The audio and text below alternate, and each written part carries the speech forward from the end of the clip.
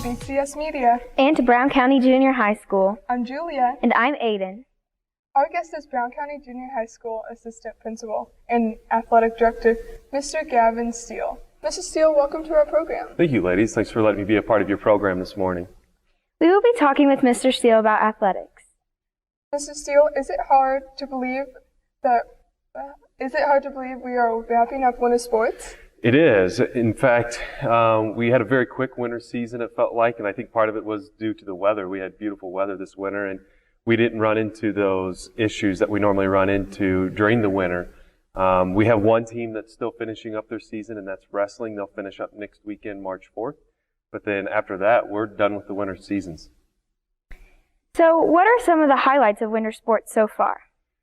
Well, we had some highlights, some individual games. Unfortunately, in the boys basketball side, you kind of build your season for the WIC tournament at the end of the year, and unfortunately, because of weather, theirs got canceled. So they kind of were unfortunate that they didn't get to have that ending that they wanted, but they had some great successes, individual games during the year. The girls played well during the year as well. And wrestling, we have a young team this year. We have a lot of 5th and 6th graders on our wrestling team. And so they're not winning a lot of matches, but we're having a lot of individual success. So that's a program that's looking forward to improving in the future. Cool. What are some of the challenges you face with winter sports? And that's what I talked about kind of at the beginning of the program is normally with winter you're dealing with weather. Yeah. And it's kind of interesting this year we only had one cancellation, and that was that boys basketball conference championship at the end of the year. Other than that, our weather was so mild this year that we didn't have any issues. So Mr. Steele, what spring sports are available for our students, and who are the coaches? Well, we have track as our big spring sport, and it has been for years. Our track program reaches down to the 5th grade, so it's 5 through 8. We'll have probably 120 to 140 members on our track team, which makes it an extremely large team. And we're trying some new things out this year with track, where we're kind of splitting up some practices with the junior high as kind of a varsity and the intermediate as a JV team. They'll still compete with the meets and everything with us, but we got more coaches this year just because of the number of kids that we have out, and we're trying to get some more individual attention in coaching in track. We have a very small spring girls tennis schedule. Tennis is kind of interesting. We have co-ed tennis in the fall, and then there's some of the schools that we play that don't do their girls tennis until the spring. So the girls usually pick up another 3 or 4 matches here in the spring, just a really small schedule.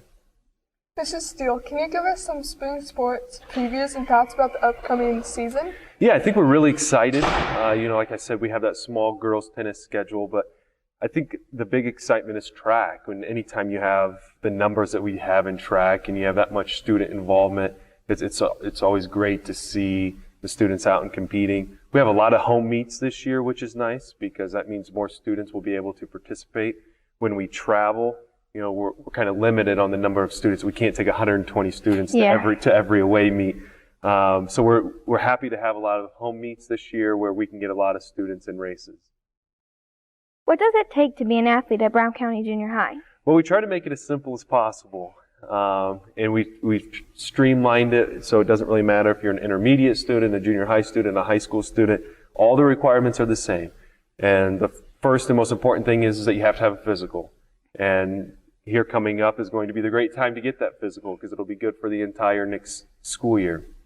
So once you have that physical, we have a yearly fee where if you go look at other schools, it may be a fee for if you play tennis in the fall, and then another fee if you play football or basketball, then another fee if you play track. We do one fee a year, and it's $20 transportation fee and a $20 user fee. And once you pay that, you play all the sports that you want.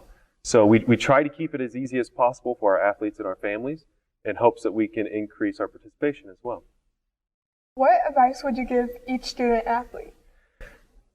First, just kind of focusing on the students, my big push is to get involved in something. And it doesn't even necessarily have to be athletics. Just find something after school to become a part of. We have groups and clubs that are meeting after school, during the week. For the student athletes, my big push is always remember that we are a student first and an athlete second. So that main focus on grades, and especially this time of year where the weather starts to turn and things get nice and we want to be outside. And so that focus on, hey, we need to make sure we get our schoolwork done so that we can continue to participate in athletics. Mm-hmm. So, Mr. Steele, we wish you and all the athletes teams a great season wrap-up and a great upcoming spring season. Thank you. I think we're ready for a good spring season. We have great coaches this year, and I think we look forward to some more success.